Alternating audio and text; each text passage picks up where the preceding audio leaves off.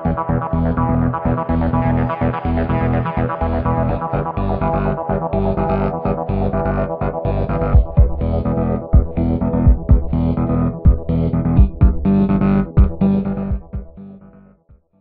vérité, il y a une corrélation aujourd'hui très directe entre les personnes qui émettent beaucoup de recommandations et qui exercent une influence forte sur les actes d'achat d'autrui, donc en émission et en réception. C'est-à-dire que ce sont les mêmes qui déclarent « je reçois beaucoup de recommandations de la part de mon réseau » et dans des proportions qui sont extrêmement fortes, comme le montre le petit tableau que je vous présente maintenant. C'est-à-dire que, vous voyez, on a fait 4 catégories, des catégories en émission et réception qui étaient symétriques.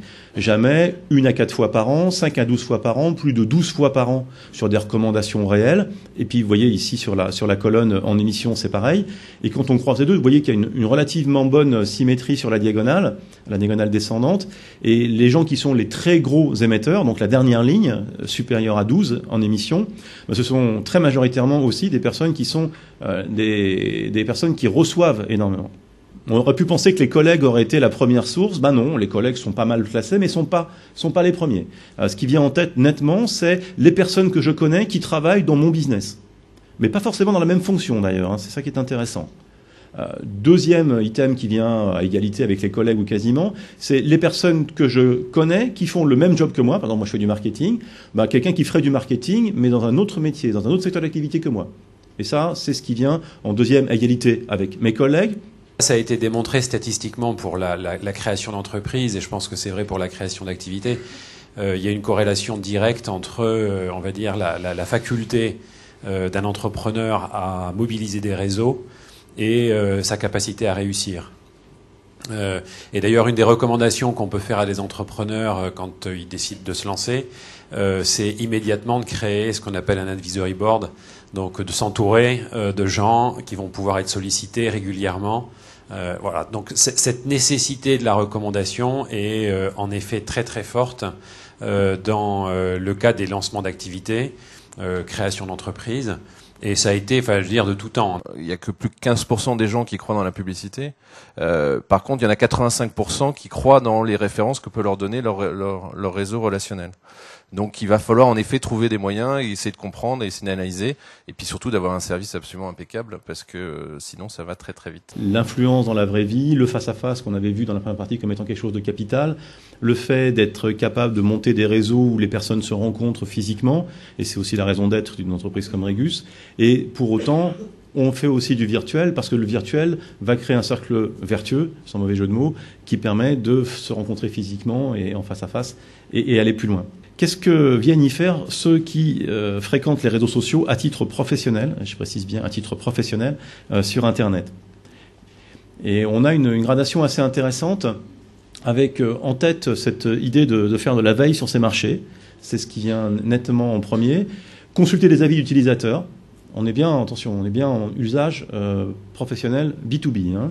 Troisièmement, augmenter la notoriété de mon organisation, son image, 35-30% respectivement. Constituer un réseau client, 29% entre guillemets seulement. On peut s'attendre à ce que ce soit beaucoup plus marqué que ça, 29%. Sourcer ponctuellement un fournisseur par rapport à un besoin que je peux avoir, 25 points. Constituer un réseau de fournisseurs, 16. Et témoigner sur mes expériences. Ce que pensent et font ces personnes-là. Plus je suis un utilisateur intensif des réseaux sociaux professionnels, et moins je crois à mes fournisseurs. Deuxièmement, on fait plus facilement confiance à des gens qui ne sont pas dans mon entreprise, quel que soit le secteur. Ben là, c'est encore plus vrai. Les scores augmentent en moyenne de 15 points sur chacune de ces deux cases-là. Donc on est clairement dans une économie ouverte. Ça rejoint d'ailleurs des choses qu'on connaît par ailleurs plutôt sur les sentiments d'appartenance, où on sait qu'il y a cette génération, on va dire, de personnes très branchées, entre guillemets, sans que le mot soit péjoratif, qu'on qualifie parfois de mercenaires quand on veut employer un mot péjoratif, mais qui sont clairement des gens qui n'ont pas un sentiment d'appartenance très fort à une entreprise, mais beaucoup plus à une façon de penser, à une communauté, à un groupe, et qui sont prêts à changer de boîte, dès lors que c'est pour continuer leur trajectoire. Troisième enseignement intéressant par rapport aux personnes qui sont des gros utilisateurs, c'est qu'ils ont tendance à nettement moins émettre vers les amis et la famille, et beaucoup plus vers des contacts pour mon professionnel. C'est que les réseaux sociaux, pour moi, c'est des cyclotrons, c'est des accélérateurs. En fait, ça permet de faire les choses beaucoup plus vite. Des accélérateurs de mise en relation, des accélérateurs de recrutement, des accélérateurs de notoriété, que ce soit positive ou négative. Et c'est des outils qui permettent de faire les choses qu'on faisait auparavant beaucoup, beaucoup plus vite. Ça touche tous les gens dans la société. gère tous les services. On a vu tout à l'heure les achats, les RH, et bien sûr, ça touche le marketing en plein, parce que ça va nous obliger à complètement changer la façon dont on fait du marketing, parce que ça va de plus en plus vite, et il va falloir qu'on évolue de plus en plus vite, et qu'on utilise des techniques d'analyse, d'outils, de reporting, pour essayer de comprendre et d'essayer de maîtriser. Moi, en tant qu'employé de la société, j'ai une problématique X.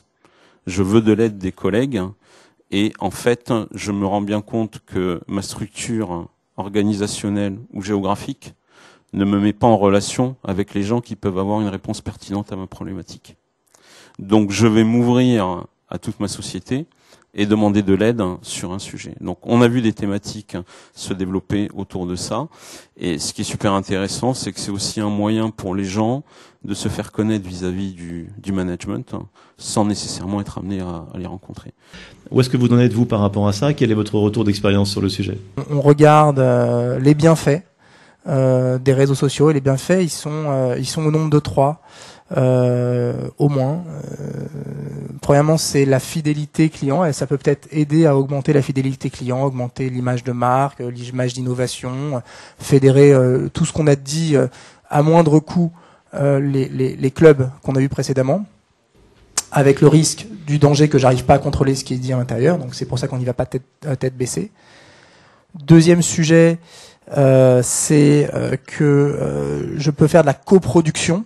Donc je peux faire des focus group élargis, je peux utiliser mon panel de clients pour qu'ils m'aident à, alors plutôt que de les faire venir dans une même salle, faire un truc avec des caméras, 10 personnes, etc., je peux faire ça avec plusieurs centaines de personnes qui vont m'aider à trouver le meilleur produit, à me dire vraiment ce qu'ils veulent, et donc je fais la coproduction avec eux à moindre frais. Là aussi, le risque c'est que on se plante quand même. Donc là aussi, on y va de manière assez précautionneuse. Et le troisième sujet, c'est notre baisse de coût de contact, notre baisse de coût de call center, où effectivement, via ce type de plateforme, on peut faire du report d'appels téléphoniques. C'est-à-dire que plutôt que d'appeler, je vais voir la réponse. Un autre utilisateur a eu la même problématique, et on trouve la réponse à l'intérieur. Donc fidélité, coproduction et baisse de coût de production sont des bienfaits qui sont, à mon avis, évidents de cette partie communautaire. Il faut analyser quelque part pourquoi est-ce qu'il est vraiment là, et pourquoi est-ce qu'il écrit, et pourquoi est-ce qu'il poste, et pourquoi est-ce qu'il lit. Oui, c'est toujours la même idée, c'est comprendre son interlocuteur, quoi qu'il arrive, dans tous les cas. Ok, il est 11h. Merci de votre attention. Et bonne fin de journée.